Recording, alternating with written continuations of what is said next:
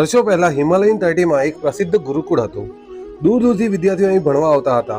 પરંતુ થોડા જ વર્ષો પછી ધીમે ધીમે વિદ્યાર્થીઓ ઓછા થવા લાગ્યા અને એક સમય એવો આવ્યો કે આખું ભરેલું રહેનાર ગુરુકુળ હવે ખાલી રહેવા લાગ્યું.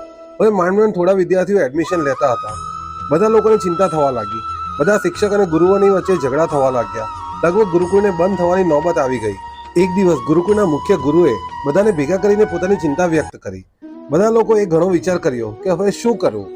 આખરે એક નિર્ણય લેવાયો કે દૂર પહાડ પર જે સંત તપસ્યા કરે છે એમને આ અંગે સમાધાન પૂછવામાં આવે. પરંતુ એ સંત વર્ષમાં એક જ વાર તપસ્યામાંથી આંખો ખોલે છે અને જેને પણ જવાબ આપે છે તે ફક્ત એક જ વાક્યમાં આપે છે. એટલે કે એક વાક્ય આજે બોલ્યા તો બીજું આવતા વર્ષે. બધા જ ગુરુઓ અને શિક્ષકોએ ચર્ચા કરી અને એક યુવાનને સંત પાસે મોકલવાનું નક્કી કરાયું. એ યુવાન ઘણા દિવસ સુધી પહાડ અને જંગલ પાર કરીને સંત પાસે પહોંચ્યો. સંતની આંખો ખુલતા જ યુવાને ગુરુકુળની બધી સમસ્યાઓ કહી અને એનું નિવારણ માટે પ્રાર્થના કરી. યુવાનની પ્રાર્થના સાંભળીને સંતે થોડીવાર ધ્યાન કર્યું અને પછી કહ્યું, તમારી સમસ્યાનું કારણ છે તમે તમારા ગુરુકુળમાં રહેતા ભગવાનનું ધ્યાન નથી રાખતા. તમારા ગુરુકુળમાં જૂના અને નવા લોકોમાંથી કોઈ એક ભગવાનનું સ્વરૂપ છે.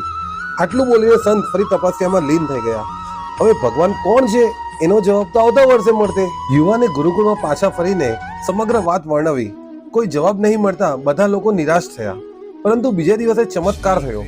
બધા લોકો એકબીજા સાથે નમ્રતાથી વાતો કરવા લાગ્યા. બધા લોકોને એવું લાગવા લાગ્યું કે સામેવાળો વ્યક્તિ કદાચ ભગવાનનું સ્વરૂપ તો નથી ને.